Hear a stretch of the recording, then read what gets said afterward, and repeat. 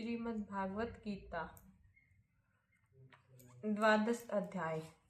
अर्जुन ने भगवान श्री कृष्ण से पूछा, हे मनमोहन, आपके कुछ अनन्य प्रेमी भक्तजन आपके सगुण रूप की उपासना में मन लगाते हैं और कुछ निर्गुण रूप की उपासना करते हैं। अर्थात कुछ भक्तजन आप सगुण रूपी परमेश्वर की और कुछ अविनाशी सच्चिदानंद निराकार ब्रह्म की उपासना भक्ति भाव से करते हैं।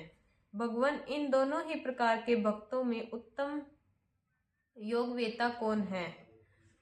अर्जुन के संशय का निवारण करते हुए भगवान श्री कृष्ण इस प्रकार बोले, हे अर्जुन, जो भक्तजन अतिशय श्रेष्ठ श्रद्धा से युक्त होकर मुझ में अपने मन को एकाग्र करके निरंतर मेरे भजन ध्यान में लगे हुए हैं तथा मुझ सगुण रूपी परमेश्वर का ही चिंतन मनन करते रहते हैं, वे ही योगियों में अति उत्तम योगी हैं।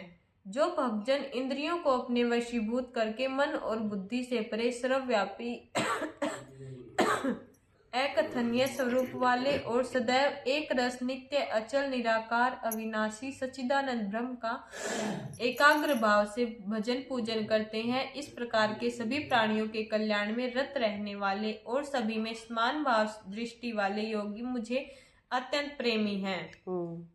सच्चिदानंद निराकार ब्रह्म में चित्त ही आसक्ति रहित रखने वाले भक्तजनों की साधना में परिश्रम विशेष करना पड़ता है, क्योंकि देहाभिमानियों से अव्यक्त विषयक गति दुख पूर्वक प्राप्त की जाती है। अर्थात जब शरीर में अभिमान रहता है तब तक शुद्ध सच्चिदानंद निराकार ब्रह्म की स्थिति होनी अत्यंत कठिन है। किंतु हे अर्जुन, मैं अपने उन भक्तजनों को किसी प्राण होकर संपूर्ण कर्मों के मेरे अर्पित करते हुए मुझे सगुण स्वरूप परमेश्वर का अनन्य भक्ति योग से निरंतर चिंतन करते हैं, उनका मैं शीघ्र ही इस मृत्यु रूपी संसार सागर से उद्धार कर देता हूँ, अर्थात उन्हें जीवन मृत्यु के भव सागर से पार उतार देता हूँ।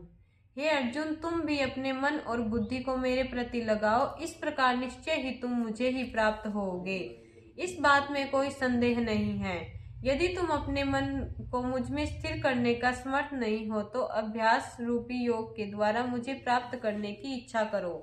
भगवान के नाम और गुणों का श्रवण कीर्तन मनन चिंतन श्वास के द्वारा जप और भगवत प्राप्ति विषयक शास्त्रों का पठन पाठन इत्यादि चेष्टाएं बार बार करना ही संभव कहलाता है।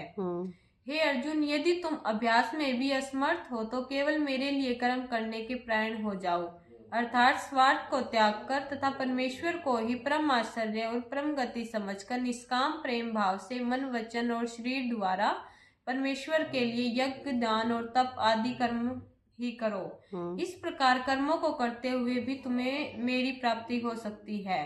मेरी प्राप्ति रूपी योग को करने में तुम असमर्थ हो तो मन बुद्धि आदि पर विजय प्राप्त करके कर्मों के फल का त्याग करो। मर्म को न जानकर किए गए अभ्यास के ज्ञान श्रेष्ठ हैं, ज्ञान से अधिक मुझ परमेश्वर के स्वरूप का ध्यान करना श्रेष्ठ है और ध्यान से अधिक श्रेष्ठ सब कर्मों के फल का त्याग करना है, क्योंकि त्याग से तत्काल ही परम शांति की प्राप्ति होती है।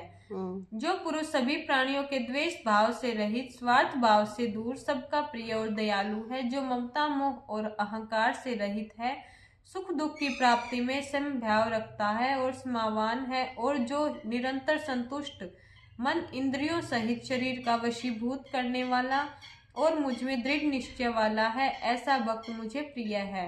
जिसके द्वारा किसी प्राणी को उद्वेग नहीं होता और जिसे किसी प्राणी द्वारा भी उद्वेग नहीं होता, और जो हर्ष अमर्ष दूसरों की उन्नति को देखकर संताप न करना भय और उद्वेग आदि से रहित है, वह भक्त मुझे प्रिय है।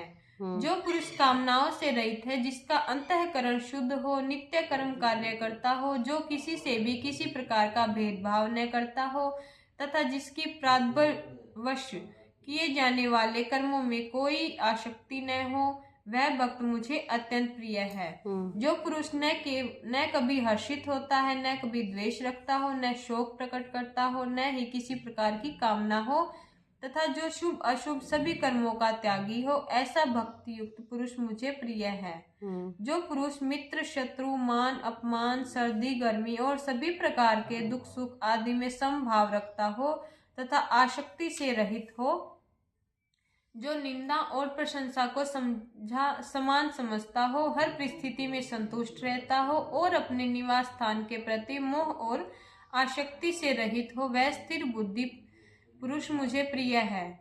हे अर्जुन, जो पुरुष श्रद्धा युक्त वेद शास्त्र, महात्मा, गुरुजनों तथा परमेश्वर के वचनों में प्रत्यक्ष के समान विश्वास करना और मेरे प्राण होकर उपरोक्त कहे गए धर्म में अमृत का निष्काम प्रेम भाव का सेवन करते हैं, वे भक्त मुझे सर्वाधिक प्रिय हैं। इति श्रीमद् भागवत गीता रूपी उपनिषद एवं ब्रह्म विद्या तथा योग शास्त्र विषयक श्री कृष्ण और अर्जुन के संवाद में भक्ति योग नामक 12वां अध्याय संपूर्ण। 12 अध्याय का महात्म्य। 12वें अध्याय का महात्म्य बताते हुए श्री महादेव जी पार्वती से कहते हैं, हे महेश्वरी, श्री गीता जी के 12वें अध्याय का बड़ा महात्म्य क्या है, इसे प्रकट करने के लिए मैं तुम्हें एक कथा सुनाता हूँ। सुनाइए भोले भंडारी। देवी, दक्षिण दिशा में कोल्हापुर नाम का एक नगर है। यह सभी सुखों से परिपूर्ण तथा सिद्ध महात्माओं का निवास स्थान है। यहीं पर पराशक्ति भगवती लक्ष्मी का प्रधान पीठ है। यह प्राणों में प्रसिद्ध तथा मोक्ष प्रदान करने वाला तीर्थ है। यहाँ पर असंख्य शिवलिंग स्थित हैं। एक दिन एक राज्य का युवराज भगवती लक्ष्मी के पीठ पर आकर विभिन्न प्रकार से देवी की स्तुति करने लगा। युवराज की भक्ति पूर्ण सत्वन को सुनकर महामाया लक्ष्मी शीघ्र ही प्रसन्न हो उठी और उसे साक्षात दर्शन देते हुए बोली, हे राजकुमार, मैं तुमसे अति प्रसन्न हूँ। बताओ तुम किस संकट में फंसे हुए हो और तुम्हें मुझे क्यों पुकारा है। हे माता भगवती, युवराज बोला, मेरे पिता बृहदर्थ अश्वमेध नामक एक यज्ञ का अनुष्ठान कर रहे थे। देव योग से वे रोगग्रस्त होकर स्वर्ग लोक को चले गए। इसी समय यज्ञ के युग स्तंभ से बंधे अश्व को कोई चुरा कर ले गया। मैंने सबसे बड़ी खोज की है। बहुत से लोगों ने इधर उधर भेजा, किंतु कोई भी उस अश्व का पता न लगा सका। तब सभी ऋत्विज्ञों से आज्ञा लेकर मैं आपकी शरण में आया हूँ। माता, यदि आप सचमुच ही मुझसे प्रसन्न हैं, तो मेरे यज्ञ का अश्व मुझे प्रदान कर दो, ताकि मैं अपने पिता द्वारा छोड़ा गया अश्व में यज्ञ पूर्ण कर सकूं। राजकुमार, तुम्हारा यज्ञ अवश्य पूर्ण होगा। यह सिद्ध पीठ की द्वार जो सिद्ध पुरुष बैठा हुआ है, उससे मिलो। निश्चय ही तुम्हारी मनोकामना पूर्ण होगी। कहकर भगवती लक्ष्मी अंतर ध्यान हो गई। तब युवराज सिद्ध पीठ के द्वार पर बैठे हुए एक सिद्ध पुरुष से मिला। उसके चरण स्पर्श कर प्रणाम करके चुपचाप उसके निकट जाकर बैठ गया। सिद्ध पुरुष बोला, माता भगवती की आज्ञा से ही मेरे पास आए होंगे। हाँ महाराज, युवराज बोला। तब जो तुम्हारी मनोकामना है वह अवश्य पूर्ण होगी। कहकर सिद्ध पुरुष ने देवताओं का आह्वान किया। सब देवता सिद्ध पुरुष के निकट आकर कहने लगे, हे सिद्ध पुरुष, तुम्हारा मनोरथ क्या है, हमें आज्ञा दो, हम अभी पूर्ण कर देते हैं। हे देवताओं, सिद्ध पुरुष बोला, देवराज इंद्र ने अश्वमेघ यज्ञ का यूप से युवराज का अश्व चुरा लिया है। यदि वह अश्व लाकर तुरंत युवराज को दे दो। जैसी आपकी आज्ञा कहकर देवता वहां से चले गए और कुछ ही समय बाद लौट आए। जब वे लौट आए तो अश्व उनके साथ था। यह देखकर युवराज बड़ा प्रसन्न हुआ।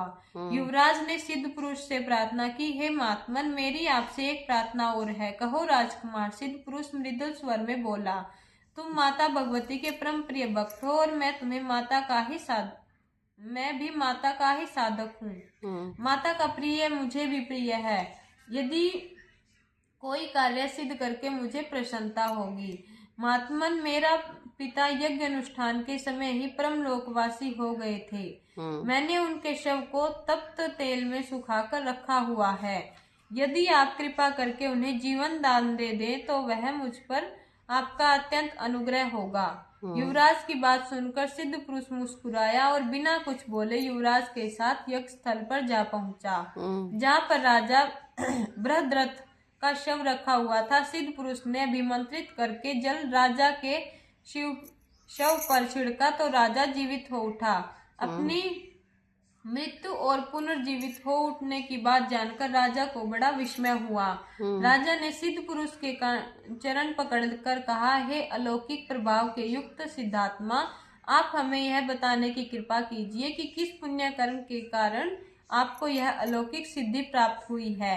राजन, मैं नित्य प्रतिदिन भगवत गीता के 12वें अध्याय का पाठ करता हूँ और यह सब जो कुछ भी रिद्धि सिद्धि मुझे प्राप्त है गीता के 12वें अध्याय का पाठ करने का ही फल है।